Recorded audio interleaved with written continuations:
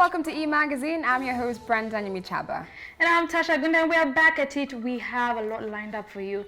I'm Tasha Agunda coming up.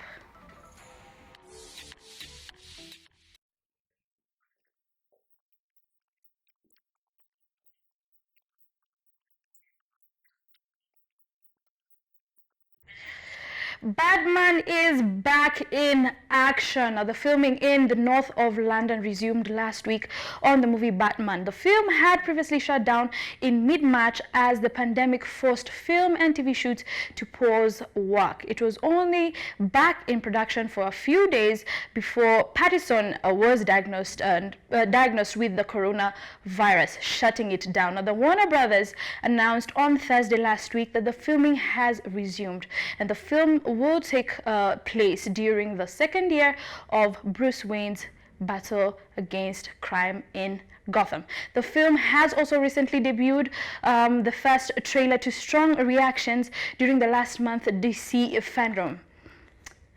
The movie Mulan premiered in Hong Kong last week, and the film was received negatively after pro-democracy activists, I beg your pardon, had led calls to boycott the movie due to where it was shot. A hashtag boycott Mulan and another one, hashtag ban Mulan on Twitter. This is following this month's launch of the film on Disney streaming platforms at Cock Broadway theaters, and Mulan sold 1/3 of the tickets and 20% fewer than even local movie I'm Leaving It, which debuted at the same time. And the Chinese government has banned the media from covering the movie due to the online backlash.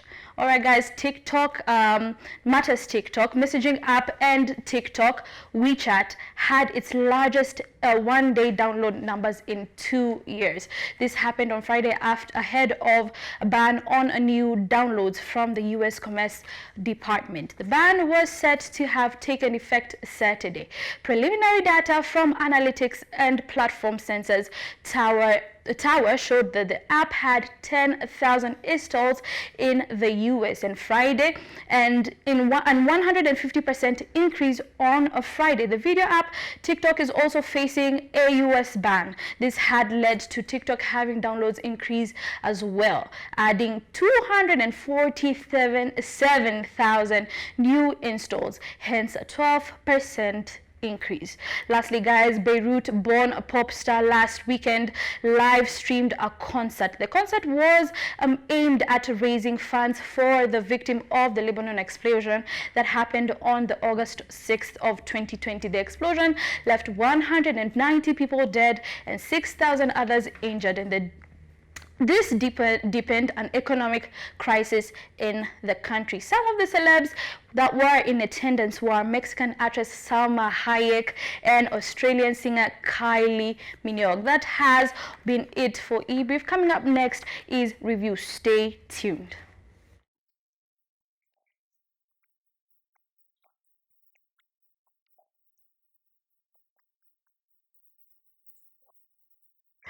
Alright, of course, it is e-review, and we have so much to talk to you about. And guys, we want to know what you guys are talking about on our social media platforms. You can catch us on Metropole TV KE and our individual in Instagram handles I_am_Tamasha. Don't forget, it's I_am_Tamasha. We're going to start off with the TikTok Chronicles, and of course, we're chatting.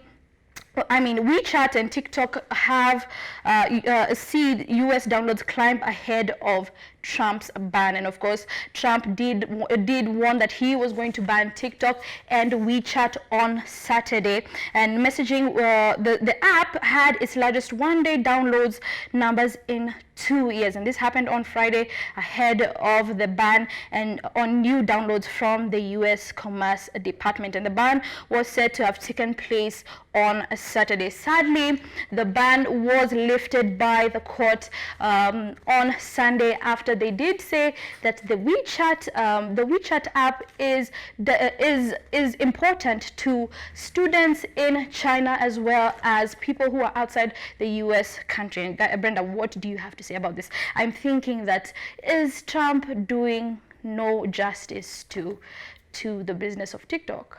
100%. I've been trying to wrap my head around why exactly Trump is like pinpointing with TikTok and having a task with TikTok and really wanted to get out. Is it because the beef they have with China, or is just generally picking up? Beef like, I just don't understand why TikTok. There's so many apps from China that actually are in America. So he decided one of the major grossing apps in the country, globally, not just in America, is what he's going to try to take down. Honestly speaking, I just feel like Trump is not really being considerate. I'm happy that you say that because, of course, last week, you know, we found Oracle actually buying the rights to have TikTok in America. I mean, this is just such... Do you feel like it's a business flop for Trump, or seeing that Trump is actually a business mogul in his own right, knows what he's doing? Of course, he did say that the TikTok is going to have to stay if at all they do give the rights to an American owned company, because you know they had the issues of mining of information and data from China. So what do you think about that? Personally, I feel like even with the issue when we had the issue with Facebook with Mark Zuckerberg, and you had a whole hearing about the situation. When it comes to TikTok, I genuinely just don't see Trump's agenda. Of course, they should have been given a chance to he can see the benefits TikTok does bring to America. So why is it a bother to him? Why is it really focused on TikTok? Like you said, I think it's just a China war. It's a China war, of course, and I think it's not even going to stand, because I mean they've had fights before because of Google, and Google wasn't going to go on the Huawei and China phones, and so on and so forth. It's such a fight. At the end of the day, it usually doesn't happen, because if he's gonna fight TikTok, he might as well fight Snapchat. Might as well fight majority of so many apps. At the end of the day, but Snapchat is owned by an American. Maybe that's why. At the end of the day, I feel like he's not doing business. I feel like he's just having beef with any Chinese-owned company, from Huawei to TikTok. I'm wondering what's next. So do you think he's going to have a change? He's going to wake up maybe tomorrow and just have a change? We just need to have a new president elected to the Americans, and that problem will go away. That's not going to happen. Sadly, I think that is not going to happen. He'll have less power in what to say when it comes to that. Personally speaking, I don't think he'll stop. I feel like he's going to go from one app to another app. I'm seeing WeChat is also on the list. So clearly he's on a mission to get rid of Chinese apps. And I also think that people just did this to piss off Donald Trump. I mean, in 2 days, in the 2 years that it has been in the American, the American market. But TikTok is so popular. Are you not saying now? WeChat. Oh, personally, they're probably just pissing him off. They're probably just pissing you off because they say that you shouldn't.